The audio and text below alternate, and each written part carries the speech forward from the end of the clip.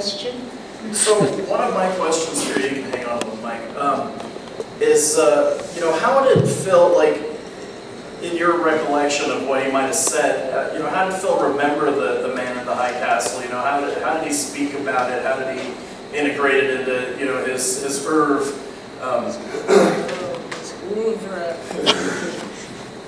Yeah, I taught literature too. I used to read the teacher's manual to the students and say, this is what the experts say that story means. Don't believe them. There's a popular movement in literary analysis to write about what you get out of the book and not what the author put into it. Thankfully that movement is waning, not exactly dying, but losing power.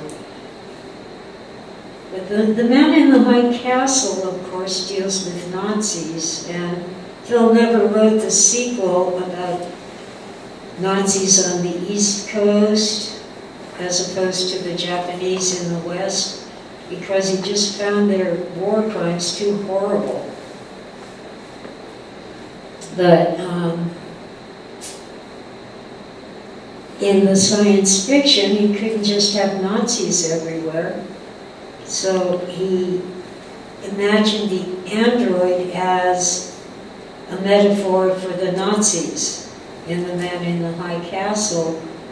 But as his science fiction developed, by the time you get to Do Androids Dream of Electric Sheep, some of the androids are more human than some of the humans. If we define humanity by the presence of empathy, some of the androids actually are more human. For example, the escaped androids who murdered their basically slave owners and stole a rocket to come to Earth, they're friends with each other. They're happy to see each other. And they are not much different from any group of humans escaping from slavery. Yes, they kill people, but look what the people did to them. The real question, sorry Ridley Scott, the real question is not whether Rick Deckard is an android. The real question is whether Rachel is a human who lacks empathy. Phil seemed to think she was human, and that the test was just not really valid. Maybe she had that gleam in her eye, that one shot where her eyes looked like it was reflected. Oh, in the movie? Yeah, in the movie. Yeah, well, Ridley Scott wants them both to be androids. Well, it's his movie, but it's Phil's book. I was never a great fan of the movie. It's just come to be a classic. Yeah, well, the 1982 Blade Runner is a great film. I'm unhappy with the new one, but it's okay. I just would have edited out about an hour. Possibly 2.5 hours. Well, without Harrison Ford, they bring him in too late, and he doesn't get much screen time. So my next question for you, Tessa, is was Dick still mad about the I Ching when you knew him? Oh, Phil used the I Ching constantly until either 81 or early 82. He was really angry with the answers he was getting. And he asked the I Ching, "Are you a liar?" And it said yes. And then he said, "Are you the devil?" And it said yes. So he quit using it.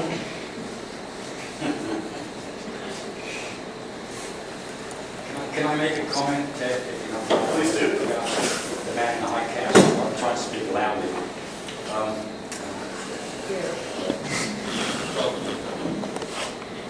I'm sorry to oppose myself in this discussion because considering The Man in the High Castle is Phil's first masterpiece. Andrew mentioned Eye in the Sky. Eye in the Sky was the book that blew my mind and turned me on to Tessa Dick back in 1984. It was an amazing novel. Time Out of Joint, another amazing novel, but I still would consider Man in the High Castle to be his first real masterpiece because I read it last week, and what we're dealing with in The Man in the High Castle, and it's apropos to what's going on in the world today, is racism. Split the society into two. We have the Japanese on the west coast, the Germans on the east coast. On the west coast we have the Japanese dominating the Americans, so much so that the Americans, they're not like the stupid TV series, they're not raising up in rebellion, they're not storming weapons, they're not trying to get back their old lives. They are a conquered country. They are underneath the Japanese yoke. It's as if the immigrants come into this country from wherever, say Muslims, these days it's the Muslims. If Muslims would come into this country, win a war, and dominate the Americans to such a point that the Americans are just Yanks. They are low class. They have no cause to, they have no ability to rise above their low class status in the eyes of the Japanese. They are lower class people. So we have that on the left-hand coast.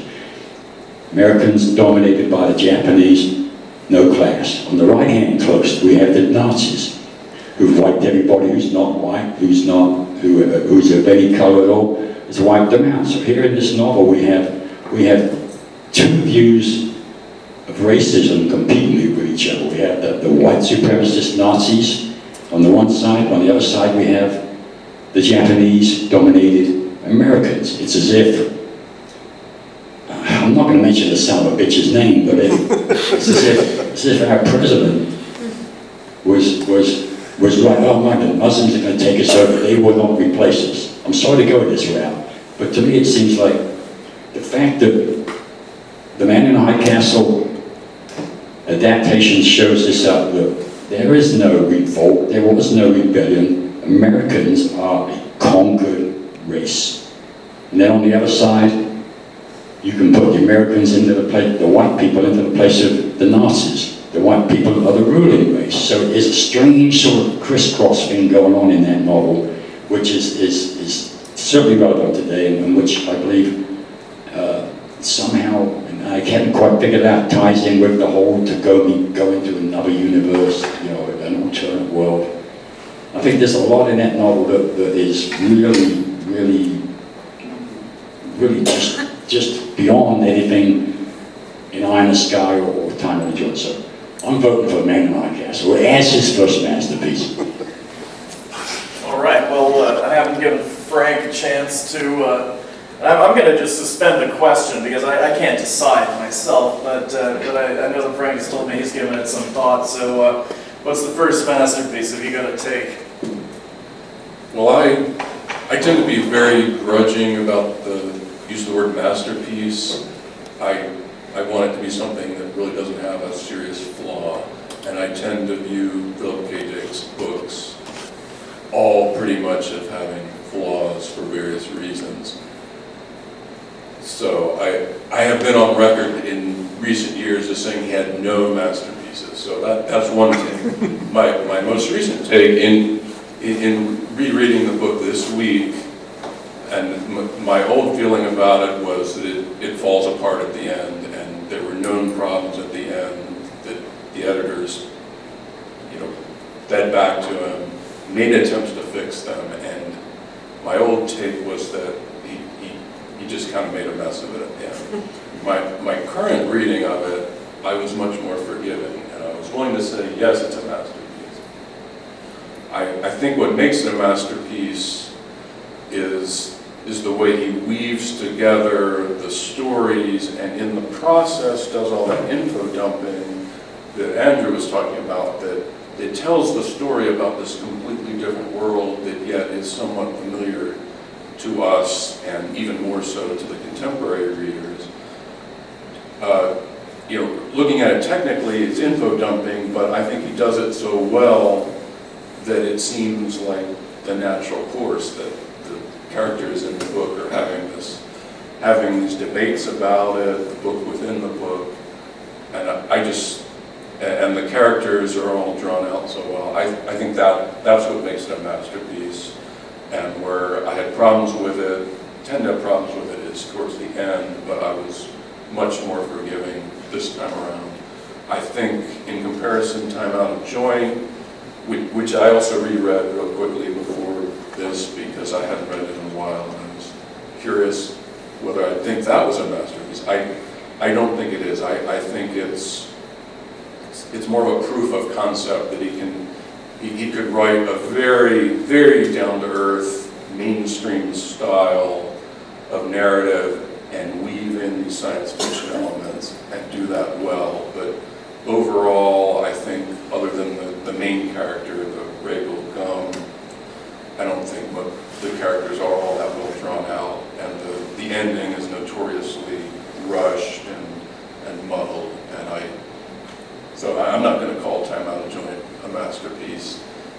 If I had an expansive view of masterpiece, I'd probably go back to Eye in the Sky, because I like that one, and say, yeah, that's where he was really clicking for the first time. So that's my answer. Okay, so while we have a bona fide literary scholar here, I'd like to ask Andrew. This is going to be kind of an open-ended, just talk about a question. If you could say a little more about the place of High Castle in literary criticism in the academic world. How is it viewed? How's it viewed now? How has it been viewed? And another idea is we could get to that Averitt Davidson contention that the I Ching is the main character in the book. How might we look at that from a sort of literary, critical, theoretical point of view? Okay, that is a big question. I seem to remember in an interview, Dick said that the I Ching had let him down with the ending. That it. And I suppose it's one of the things about masterpieces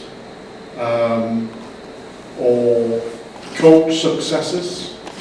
One of the reasons we still talk about Blade Runner is that whole how many androids is there, is Deckard replicant or not? And it's like, in a sense, that makes no sense to say that Deckard is a replicant, but let's pretend the film never happened. I kind of got defrocked from teaching literature, so I'm a little bit out of touch. But in terms of what's getting into the journals, Man in the High Castle early on was the one they turned to. I think partly because of its kind of mainstreamness, its non-generic stuff, it might have been more available to those professors who weren't within the science fiction metatext. So you could come to it having not read Bring the Jubilee or Sideways in Time. There's a right-wing historian called Neil Ferguson who thinks that empires are great and a whole lot of stuff I would disagree with. But he put together a collection of alternate history, possibly written by historians, but he was talking about counterfactuals, and he sort of invented the genre, as it were, and those people within the science fiction community said, but there's all these other ones that have been there. It's kind of like Martin Amis said he'd written the first fiction about nuclear war. You say, here's a pile of authenticated novels about nuclear war. So it's very available to those on the outside. Possibly they risk saying, this is deeply original when there's all these forerunners we could turn to. Mention the word postmodernism. We had a brief interchange about this. One of the reasons why Dick became successful in the academy as somebody to be used, or his works And I think at this point Philip K. Dick is in quotation marks, because there's a kind of construction of, he's the guy who wrote all his novels whilst dropping LSD and etc. Yeah, that kind of way of getting that Nonsense. nonsense. Yeah. But Man in High Castle and obviously To Android's Dream were the ones that were kind of connected to. And there was a otherwise quite interesting book on postmodernist fiction by Brian McHale. And he talks about Man in High Castle, but he clearly misreads it, because he talks about how the world of the grasshopper lies happy and lies heavy is the real world, which is not. Or even the world you glimpse in San Francisco at the end that Tagomi slides into. I'm not convinced that's our world. I think I don't know when the Embarcadero freeway was built, but it's there within the novel. Whether it was there in 1962, I don't know What is Embarcadero? In San Francisco. San Francisco. Certainly those people who do postmodernism glommed onto that particular novel. Fairly early on, like in the date 1975, I think it was, Science Fiction Studies did a special issue on Philip K. Dick. Peter Fitting, Frederick Jameson, Narco Soothing all went to meet Dick. He notoriously wrote his letters, which he may or may not have sent to the FBI, denouncing them as communist conspirators. There's a lot on that novel. So the early criticism of it, they did seem to focus very much on that particular novel. And again, Jameson's within the science fiction community, Soothing is, Fitting is. So their readings were better than some of the later ones. I think in more recent years, it's kind of gone out of fashion. There's been a couple of articles on it in the last 10 years, I think. I'm a little bit out of touch on it, to be honest. I became managing editor of Extrapolation a couple of years back. I don't think we've had anything on that novel since I've been involved in the journal. So it kind of, we're not getting stuff on that TV series either. People are still writing boring articles about something called Game of Thrones, which seems to be a lot of plot stuff. But if you're thinking of sending me out to Extrapolation an article of Games of Thrones, then please don't. I feel I know I've not seen a single episode, but I've read 20 articles on it. So, in a sense, and it's the movie effect, To Android's Dream is the one that still gets most written about. I can remember when I did some citation searching back in the days when we were just above the level card index, but nowhere near Google Scholar, that kind of thing. So this was the early 90s. I typed in the major novels into a search engine that had online bibliographies. And Man in the High Castle and Valis kind of came out top in terms of what people were writing about. Again, I think it's a while since I've seen anything about Splinter Tours anyway. So. Did The Man in the High Castle win any science fiction book awards? It won the Hugo for Best Novel in... Was that his first award? No. Yeah. So maybe that's one, reason somebody might consider that his first. Yeah. Well, I think one of the things that is easy to forget, the same thing I think happened with Asimov and Clarke when they won their Hugos in the early 70s. This was their first original science fiction novel for 10 years. And the Hugo Award is a popular award, and sometimes it's our favourite author wins it rather than best book. And if you think about it, Man in the High Castle was his first, or the paperback edition. I think it was pre-Hugo Award. Was it not? Okay. So this was the book, the book club edition. I think the Science Fiction Book Club in the U.S. And Philip Dick pretty much credited the fact that there was this edition, getting it in the hands of a lot of people, to have won the Hugo Award. The first paperback did not come out until January 1964. That's after he had won the Hugo Award. And if you look back at the records, he wasn't up against much that year. Not many books that people are still reading. It happened to be a year that Heinlein did not have a book out. While he was writing, one other thing, while he was writing it in 1961,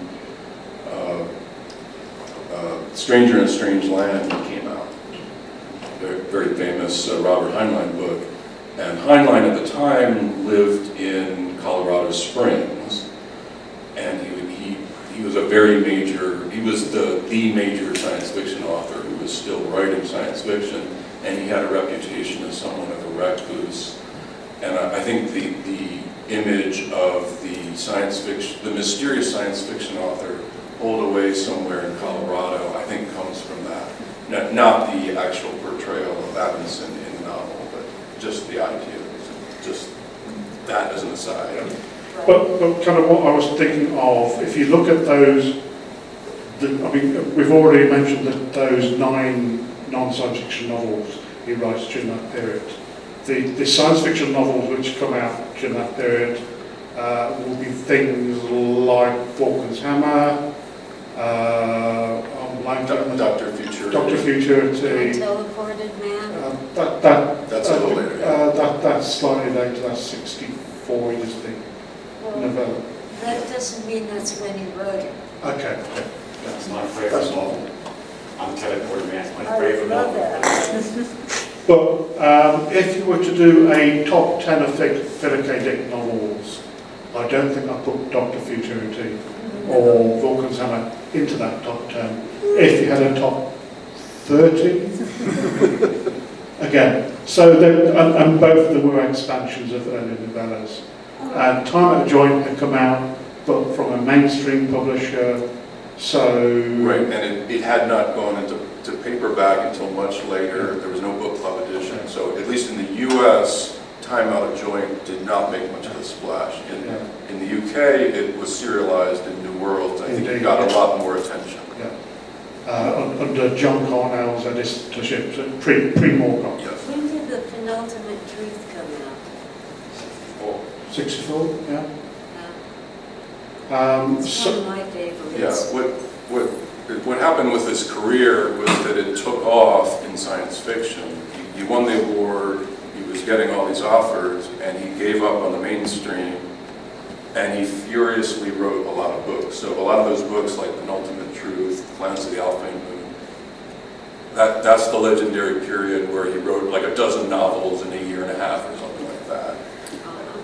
So it's, I mean, I suppose the psychological thing I'm trying to get at, going back to your question, is this was a pretty great novel, if some would call it a masterpiece, from an author who'd been hugely successful, made an impact with things like Solar Lottery, that's been a huge seller, and Eye in the Sky, and he'd had what would appear from the outside to be a fallow period.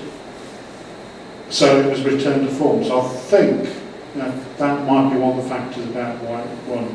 But like I said, I can't remember what was on the short list against it.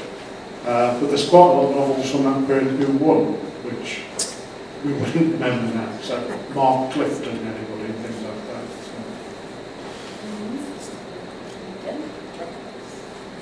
I have one major problem with The Man in the High Castle. Where's Italy? Well, in the question of Joe Sinadella. You go to the Middle East, right?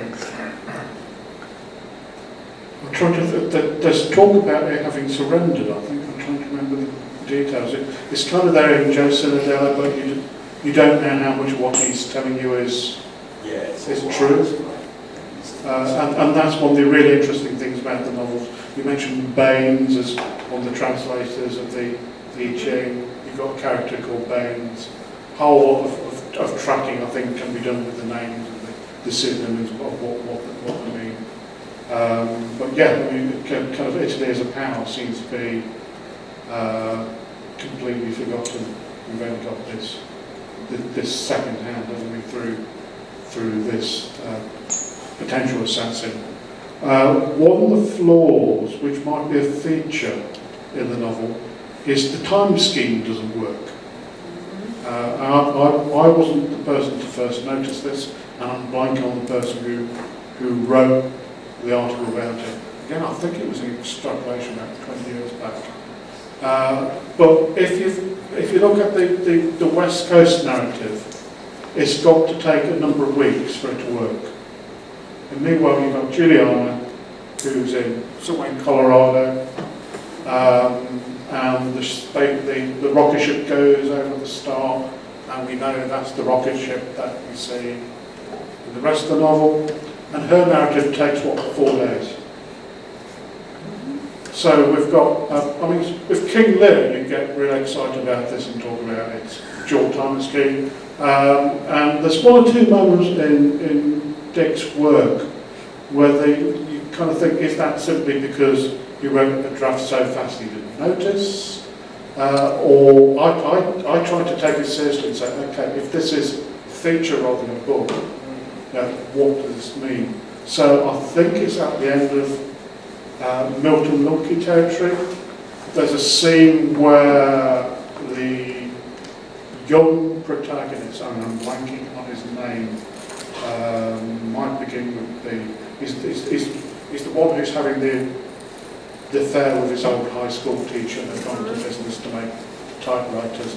And Paul?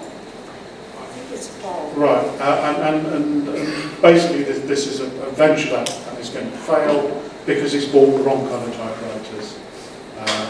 They don't have QWERTY keyboards, so nobody's going to buy them.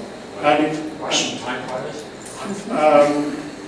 they've got a different. It's normal alphabet, just the keys aren't in the right place. So he's lying in a hotel, imagining what his future's going to be, and he thinks where he will be in 6 months' time. And then the narrative continues, and you get kind of what happens over the next few years. And it's not at all clear from the novel whether he stopped daydreaming about the future and the novel resumed, or whether the last 20 pages of the novel is a dream sequence. I think it's Humpty Dumpty in Oakland. One character talks about it being April, another character talking about it being October. So again, is this a screw-up, or does this say something about the nature of fiction? We assume these universes to be consistent. We assume that a character in a novel will have the same colour eyes all the way through, that the sun will come up in the right direction. And there's endless things about Lord of the Rings where they've mapped it and worked out. So Frodo, I think it was Bilbo, got from there to that inn, which is a 4-mile distance. He did that in 10 minutes. With little legs, that's so again, it's that level of when we're thrown out of a novel, when it stops being credible, and that assumption that the author is going to tell us the truth about the world, but the world isn't consistent. That we have points of view that don't fit together, and that we have narratives about the world that all explain the world but aren't consistent with each other. And in a sense, that's one of the fascinating things you can get out of that novel of he's imagined a world which we assume to be consistent, but we're slotting it